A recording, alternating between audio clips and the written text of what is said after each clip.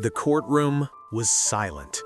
A decorated police officer, once considered one of the most promising investigators in the department, stood in handcuffs as reporters crowded the back of the room. Cameras flashed. Some officers refused to look at him. Others watched with cold satisfaction. And somewhere in the audience, a small boy sat beside his mother, staring at his father as deputies prepared to take him away. 15 years later, that same boy would return to the department as its new police commissioner, and he would reopen the case everyone thought was buried forever. But to understand how it happened, we have to go back to the beginning. Because there was one thing the jury never saw that day. One piece of evidence that would remain hidden for 15 years. And when it was finally discovered, it would change everything. At first, it seemed like the story of the perfect officer. Marcus Carter grew up in a modest neighborhood in the Midwest, the son of a factory worker and a school nurse. From a young age, he was known for two things: discipline and intelligence. Teachers described him as relentlessly focused. While other kids played outside, Marcus spent hours reading books about law, criminal psychology, and investigative procedure. By the time he graduated high school, he already knew exactly what he wanted to become: a police officer. Not just any officer, but the kind who solved the cases everyone else gave up on. After finishing college with a degree in criminal justice, Marcus entered the police academy, and almost immediately he stood out. Instructors noticed his sharp instincts during investigative simulations. His reports were precise, his reasoning was methodical. But most of all, Marcus possessed something that couldn't easily be taught: an ability to notice the details others missed. Within months of joining the department, his supervisors began assigning him to difficult cases, and he kept solving them. Stolen vehicle rings, a string of late-night burglaries, even a complicated fraud investigation that had stalled for months. Marcus quietly worked through the evidence, and what he discovered stunned the entire department. Within 3 days, he had solved a case detectives had struggled with for months. But while his success impressed some officers, others inside the department were beginning to see Marcus Carter as something very different. Not a rising star, but a problem. Because Marcus Carter wasn't just successful, he was rising fast, and that made people uncomfortable. The department itself had a long history. Most of the senior detectives had spent decades working together. Promotions usually followed a predictable path. But Marcus was different.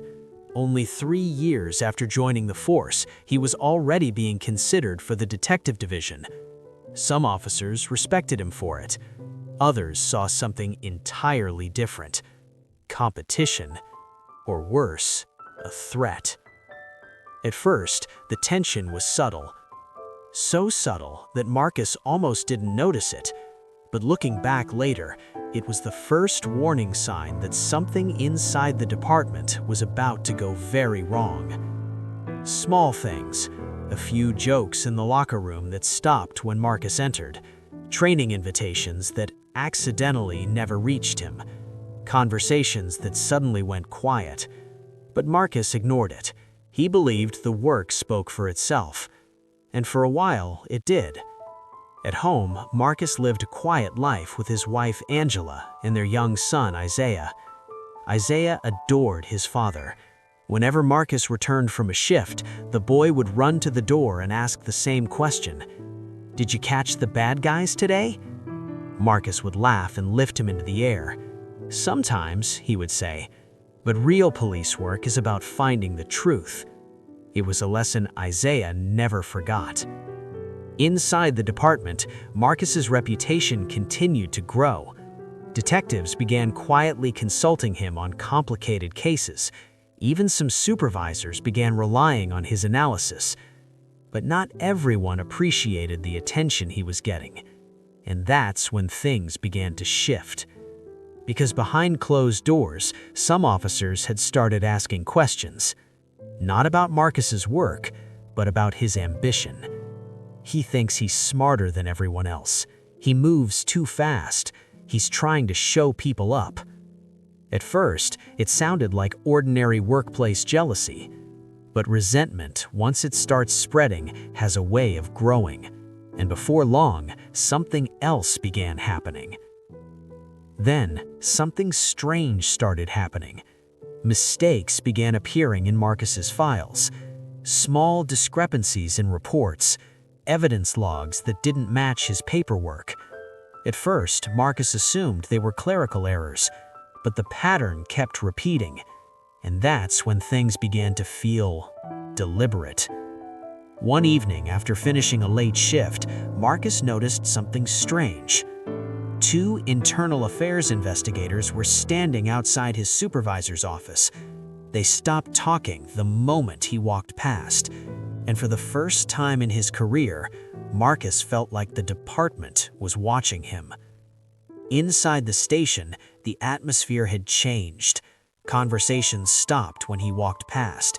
People avoided eye contact. Marcus asked a colleague if something was wrong. The officer simply shrugged. "Just department politics," he said. But what investigators discovered next would change everything. At that time, the department had been investigating a high-profile case involving missing evidence tied to a major criminal prosecution.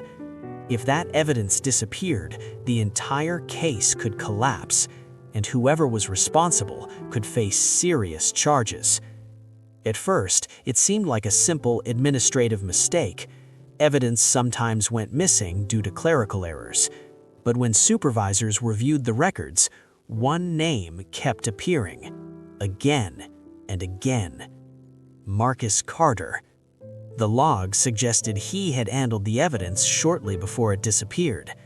Marcus insisted the records were wrong, but the more investigators looked, the worse things appeared. Signatures that looked like his, security logs placing him near the evidence room. Paperwork linking him to the chain of custody. To outsiders, the conclusion seemed obvious, but the truth was far more complicated. Before we continue, if you enjoy real, true crime stories like this, make sure to subscribe to the channel. Stories like this deserve to be remembered. As the investigation quietly expanded, Marcus noticed something unsettling. Colleagues who once worked closely with him began distancing themselves. A few detectives stopped returning his calls. One supervisor reassigned him to desk duty without explanation. Marcus repeatedly asked what was happening. No one gave him a clear answer. Then, one morning, everything changed. Marcus had just arrived at the station when he noticed several unfamiliar cars parked outside. Inside the building, the lobby felt unusually tense. 2 internal affairs investigators approached him. "Officer Carter," one of them said, "we need you to come with us." Marcus frowned. For what? Neither investigator answered. They simply escorted him down the hallway.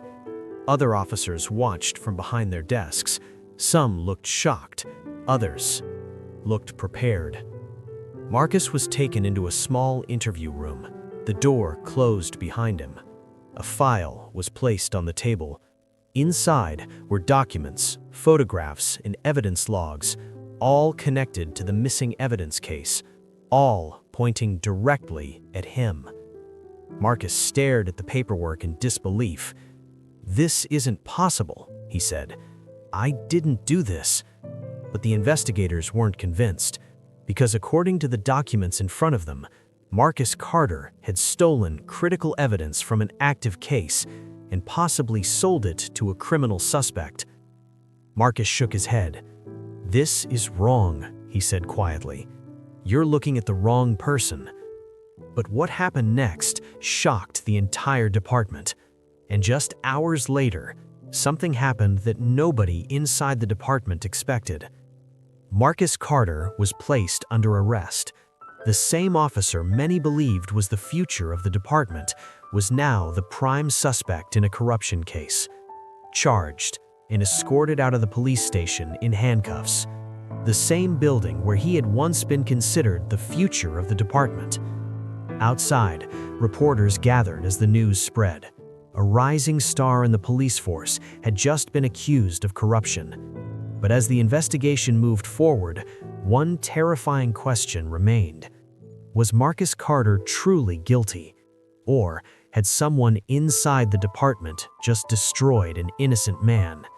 Because the deeper investigators looked into the case, the more disturbing the evidence became, and what they were about to uncover would destroy Marcus Carter's life. Guilty. The word echoed through the silent courtroom. Marcus Carter stood frozen beside his attorney as the jury foreman lowered the paper. For a moment, it felt as if the entire room had stopped breathing. Across the courtroom, his wife Angela covered her mouth in shock.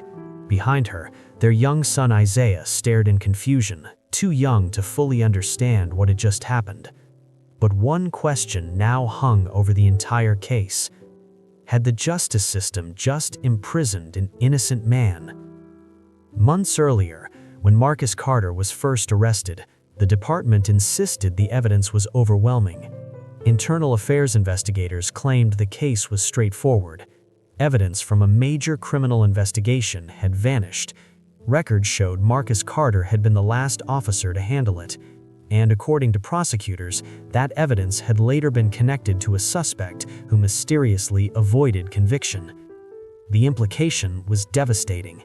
They believed Marcus Carter stolen the evidence and sold it.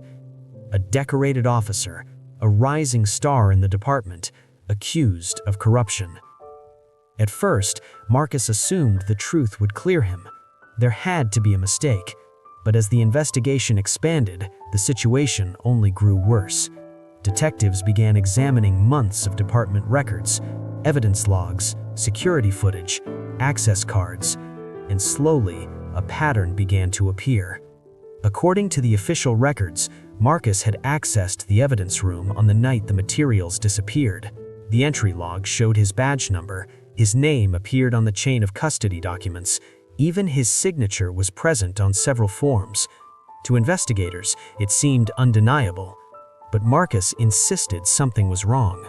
He told his lawyer he never touched the evidence that night, never entered the evidence room, never signed those forms. But proving that would be far more difficult than anyone expected, because the deeper the investigation went, the more troubling the case became. And that's when everything changed. The prosecution quickly assembled a powerful narrative. They argued that Marcus Carter had grown resentful within the department, that his ambition turned into greed, that he had secretly arranged to sell evidence in exchange for money. But there was a problem. Marcus had no history of financial issues, no suspicious bank deposits, no unusual spending, no communication with the criminal suspect prosecutors claimed he helped. His attorney pointed this out repeatedly, but prosecutors argued that corruption cases were often hidden carefully, and they had something far more persuasive: the paperwork, signed documents, evidence logs, access records, all pointing directly at Marcus. But there was one detail nobody noticed, or perhaps nobody wanted to notice. Before the trial began, Marcus's attorney hired an independent forensic analyst to review the documents. The analyst noticed something strange. The timestamps on several evidence logs appeared inconsistent with the department's system format. Some entries had been made within seconds of each other, something nearly impossible under normal procedures. The attorney raised the concern during pre-trial hearings, but prosecutors dismissed it as a minor clerical irregularity. The judge allowed the evidence to remain, and with that decision, the case moved toward trial. Quick pause. If you enjoy deep true crime investigations like this, make sure you subscribe so you never miss a story, because cases like this often hide truths that take years to uncover, and this one was only getting started. When the trial began, the courtroom was packed. Local media had already labeled the case a major corruption scandal. Headlines described Marcus Carter as a fallen officer. Some reporters even suggested his rapid promotion had been suspicious from the beginning. Inside the courtroom, prosecutors built their case carefully. They presented the missing evidence, the documentation linking Marcus to the chain of custody, security records showing his badge being used to enter the evidence room. Witnesses testified about tensions within the department. Some officers suggested Marcus had become arrogant. Others claimed he had been under pressure to prove himself. It was a powerful narrative, but the defense fought back. Marcus's lawyer argued the evidence had been manipulated. He pointed out inconsistencies in the logs, irregular timestamps, security camera blind spots. But there was one problem. No one could explain how the records had been altered, and without proof of tampering, the argument sounded like speculation. Then, prosecutors revealed something that stunned the courtroom. A witness, one of Marcus's own colleagues. The officer claimed he had seen Marcus near the evidence room late that night. The testimony landed like a bomb. Marcus turned in his seat, staring at the man in disbelief. He had once trusted that officer, worked cases with him. Now that same colleague was placing him at the scene. But the story didn't end there, because under cross-examination, the defense exposed something troubling. The witness had originally told investigators he couldn't remember who he saw that night.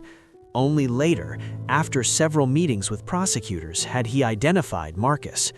The defense suggested his story had changed, but the damage had already been done. The jury had heard what they needed. Over the next several days, the trial continued. More documents, more testimony, more speculation. And slowly, the weight of the evidence began to overwhelm the defense. Marcus remained calm throughout the proceedings, but inside, the reality was becoming impossible to ignore. The system he had dedicated his life to was now turning against him. Then, the final day arrived. The jury entered the courtroom. Everyone stood. The foreman unfolded the verdict sheet, and that's when everything collapsed. On the charge of evidence tampering and corruption, the courtroom fell silent. We find the defendant... A pause. Guilty. Angela Carter broke down immediately. Marcus closed his eyes. Across the room, reporters began scribbling notes, because what had once been a rising success story had now become something else entirely, a public disgrace. But what prosecutors revealed next stunned the courtroom even further: the sentencing recommendation. The judge reviewed the charges carefully: corruption, evidence tampering, obstruction of justice. The crimes carried severe penalties. When the judge finally spoke, his voice was firm.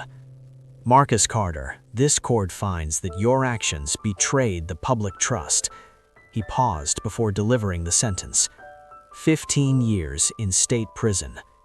Gasps rippled through the courtroom. 15 years. Marcus barely reacted, but in the gallery, Isaiah Carter clutched his mother's hand tightly. He didn't understand the legal arguments or the courtroom drama, but he understood one thing: his father was being taken away. Later that afternoon, deputies escorted Marcus through the courthouse corridor. The same man who had once walked those halls as a respected officer was now wearing handcuffs. Outside, cameras flashed again. News stations broadcast the story across the city: a corrupt officer brought to justice. But behind the headlines, something still didn't make sense. Because even as Marcus Carter was placed into the transport van, one unsettling question refused to disappear. What if the evidence had been planted?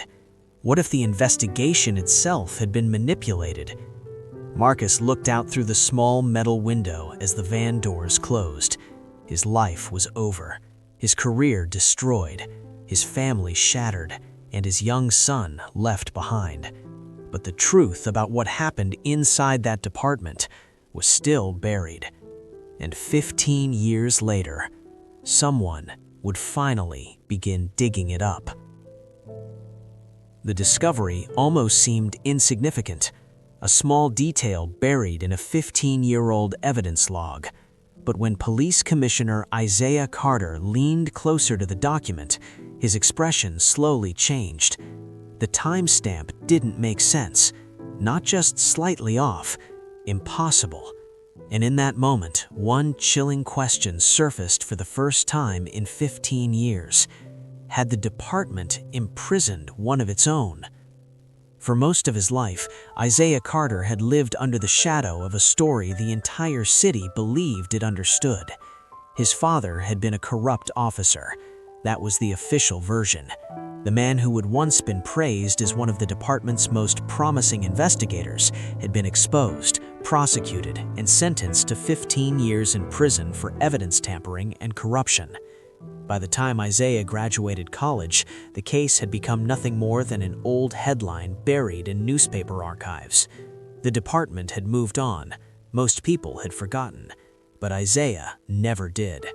He remembered the courtroom, the cameras, the way his father had looked at him just before deputies led him away. And he remembered the one thing Marcus Carter had said during their final prison visit years later. "I didn't do it." For 15 years, nobody inside the department had asked whether that statement might be true. Until now.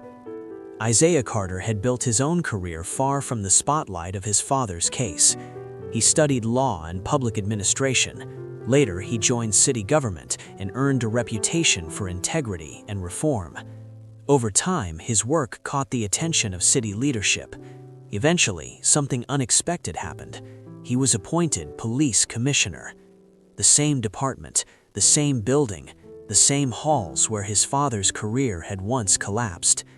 At first, Isaiah focused on modernizing the department. Morning, Smith. New policies, Sir, case files are transparency updated. reforms, Good. Keep me improved posted. oversight. But late one evening, while reviewing historical internal affairs cases, he noticed a familiar name: Marcus Carter, his father. The file had been archived years earlier. Case closed, evidence confirmed, conviction secured. But what he found inside that file was even more shocking.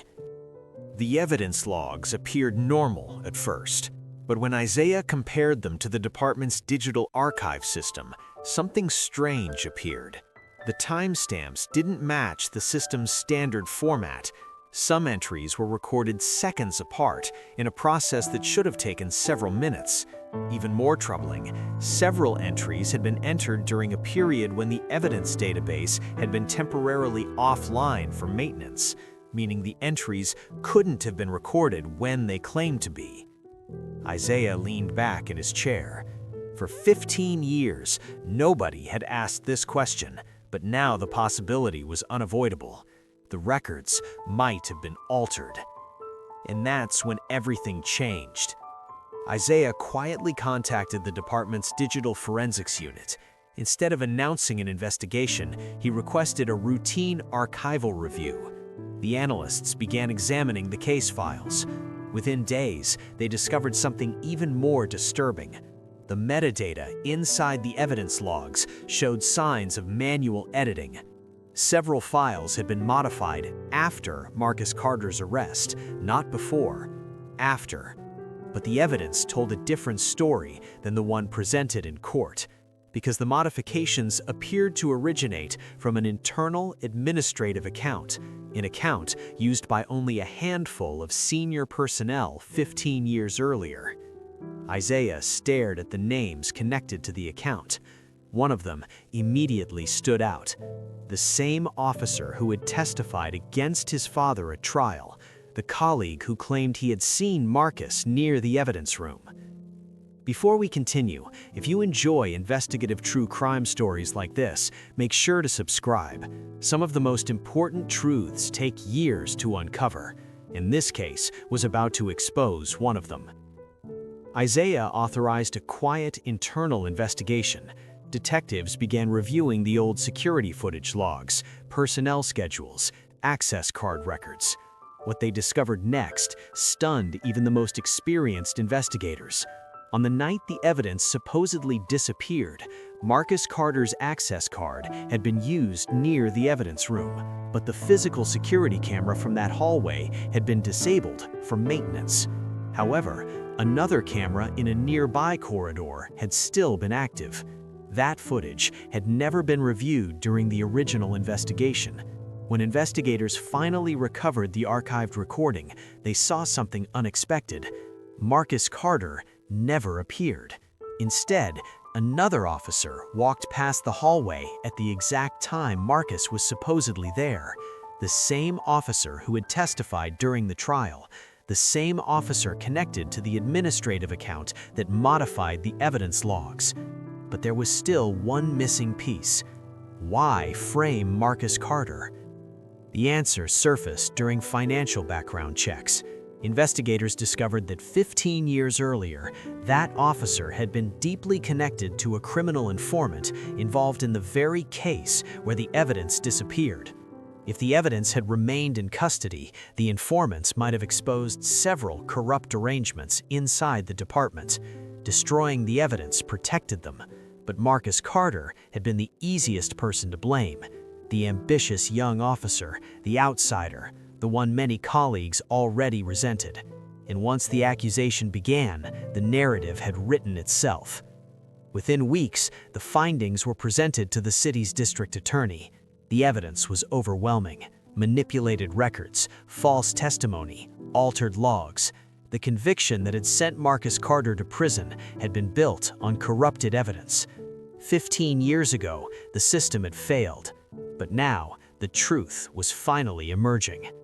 And what happened next changed everything. A special hearing was scheduled. Marcus Carter, now older and grayer after 15 years behind bars, was brought back into a courtroom once again. But this time, the room felt very different. Instead of prosecutors presenting evidence against him, investigators were presenting evidence proving his innocence. The judge listened carefully as the forensic analysis was explained. Metadata manipulation, security footage inconsistencies, false testimony. Finally, the judge delivered the decision. Based on the newly presented evidence, he said, this court vacates the conviction of Marcus Carter. Angela Carter began crying quietly. Across the room, Isaiah Carter sat silently. 15 years. His father had lost 15 years, but at least the truth had finally been spoken. Later that afternoon, Marcus Carter walked out of the courthouse as a free man. No handcuffs, no accusations, just sunlight. Isaiah stood waiting at the bottom of the steps. For a moment, neither of them spoke. Then Marcus smiled. "You didn't give up," he said. Isaiah shook his head. "You told me the truth mattered." The two men embraced as reporters watched from a distance, because the story that had once destroyed a career had now revealed something far bigger. A buried injustice, a corrupt system, and a son who refused to let the truth stay hidden. 15 years ago, the department had imprisoned one of its own, but in the end, the truth found its way back. If you believe Marcus Carter was framed from the beginning, what moment in the story made you start doubting the investigation? If you believe Isaiah Carter did the right thing by reopening his father's case, would you have had the courage to investigate your own department? Before you leave, tell me what you think in the comments below. Do you believe Marcus Carter was framed from the beginning, or do you think the truth is even more complicated than what was revealed? Comment your thoughts. I read them all. And if stories like this fascinate you, don't forget to like the video, share it with someone who loves true crime, and subscribe to the channel for more chilling and unforgettable true crime stories. Because sometimes the most terrifying crimes are the ones hidden inside the system.